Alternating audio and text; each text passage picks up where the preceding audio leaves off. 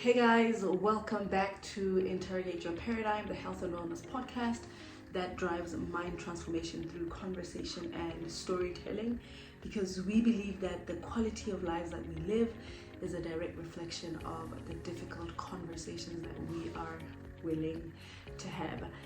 I know I have been gone for some time. I have been, dealing with some personal matters, which I hope to share in the coming future. But I am excited to be back. I'm excited to be, recording again. So I'm super excited for especially today's episode. But before we get into today's episode, I just want to thank you guys so much for the continuous support, the likes, the shares, the commentary. I think the most important thing about this podcast is the engagement that happens, post, releasing an episode. So that is exciting. So thank you guys so much for that. And we are on YouTube.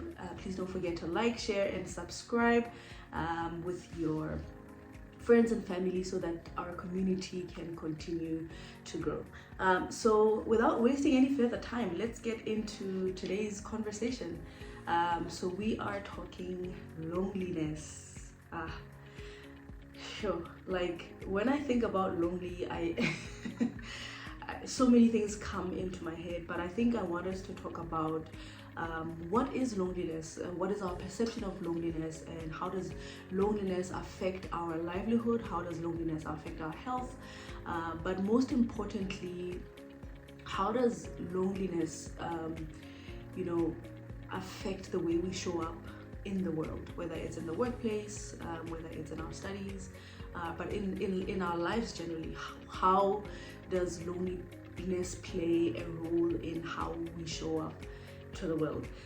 So I found a definition online that describes loneliness, and I thought that was such a really brief but very precise and to the point.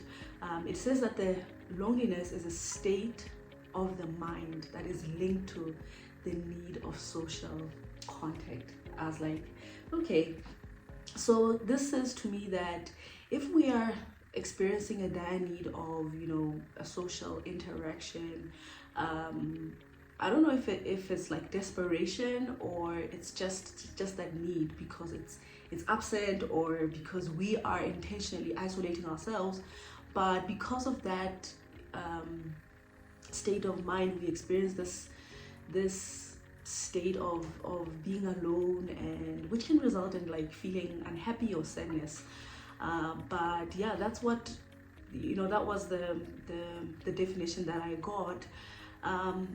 But I think for me, I think the important things about loneliness is kind of understanding what it is, that happens, that we experience. So what leads to that social isolation, or that lack of social contact? From the top of my head, I think it goes without saying that relationships play a critical role in the end result of loneliness. And when I speak of relationships, I'm referring to the relationships that we have with our families, the relationships that we have with our friends. And as I get older, I find that intimate relationships also play a critical role in whether or not you find yourself in this place of being alone. And this could either mean you're in a relationship and still feel alone, or you're not in a relationship, and that's what could also, you're not involved in an intimate relationship. That's what also causes this feeling of loneliness. And I don't know if it happens as we get older, or it just happens, because I don't remember experiencing it as I was younger, but it seems to just manifest more and more as you get older. So I think relationships are a big contributing factor. whether or not we end up, experiencing this sense of lonely. And I remember a friend of mine said to me once, and I was telling her, I just feel so lonely. And she said, don't create a home for loneliness in your life. Let it just visit temporarily, but don't create a home, because, like I said, it's a state of mind, and it all depends on how how much you allow it to grow, and how much you allow it to just the more you emphasize that you are in that place, the more loneliness dwells in your life. And she was just basically saying to me, take it as a phase, and take it as just something that's here temporarily, but don't allow it to have a dwelling place in your life. And I think that really just changed my perspective, my perception of loneliness. But yeah, friendships, relationships, intimate relationships, and the relationships that we have with our family, play a really big role. And I think one thing that I really want to emphasize about loneliness, I think it's just a byproduct of the feelings that we actually feel when relationships don't work out. So when you fight or have disagreements with family or friends, or in an intimate relationship, we experience things like rejection. We experience things like feeling unwanted, unheard, and as a result, we start to isolate ourselves. So that's what causes that feeling of lonely. So whether or not we stay there long is another story. But I think loneliness is just a byproduct of the things that we actually feel because of the dynamics of where the relationships are. And I also want us to talk about how loneliness can affect our health. So the longer we allow lonely to dwell in our lives, the more anxious we start to feel, the more we start to experience procrastination. So you're alone, you start feeling like, oh, I'm so lonely, and I live here, this is where I live. Then you start not actioning, not being productive, whether it's in the workplace, and this can really lead to other mental health issues, particularly stress. And sometimes, and I know I'm not a medical professional, I'm not a psychologist, but I do know that the sense of depression that we tend to feel in our everyday lives can also come from a place of feeling, allowing loneliness to find a home in our lives. So those are some of the ways that the feeling of loneliness can have on our health. And the last thing that I want us to talk about is how can we overcome loneliness, which is a big thing.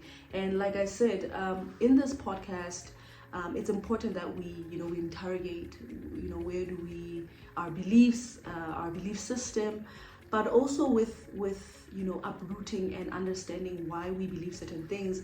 It's also important to be open to unlearning, but most importantly, how can we achieve changing our perception of things. And overcoming loneliness, I think it's a big thing, because it first starts with the perception that we have of loneliness, our understanding of it, understanding why it happens, but then also finding the tools to get us out of that state of mind. I think the first tool that would be really helpful in helping us overcome loneliness is first understanding and being aware of when we experience loneliness.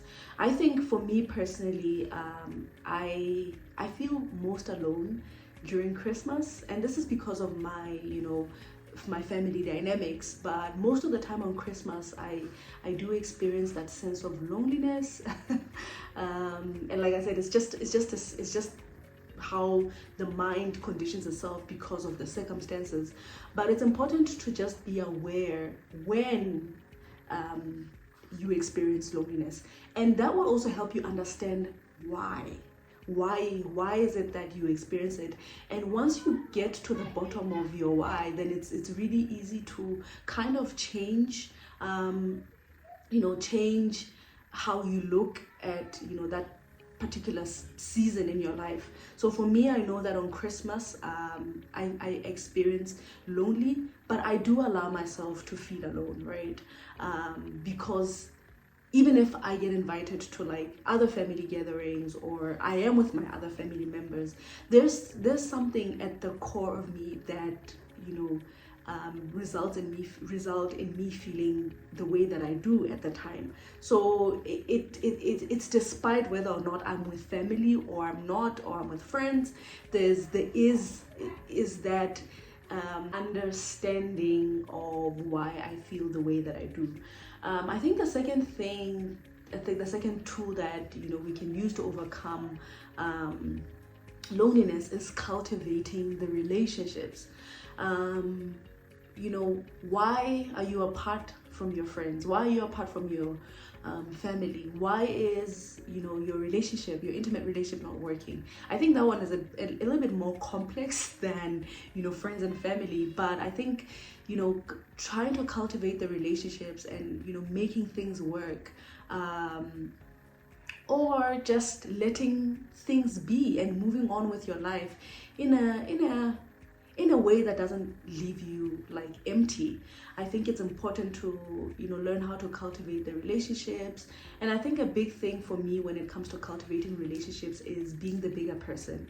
So a lot of times I always say with friends, especially, and family, when we fight or argue, let's do it with the intent to resolve.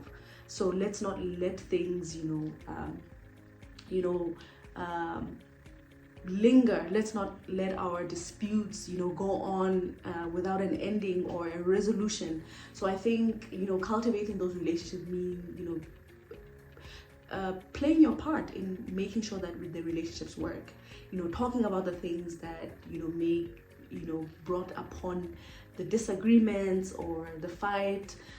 So cultivating the relationships, and also making time. Sometimes we say relationships are not working, but we're not prioritizing the relationship. So there's different ways to cultivate relationships with friends and family. And like I said, with intimate relationships, it's a completely different topic. But I think we could still use the same analogy that when you make time for your loved one, when you speak about things, when you get into arguments with the intention to resolve, I think it's a big part of cultivating the relationships. And then the third thing, which this is a big one for a lot of us that we struggle, is to accept the state of the relationship.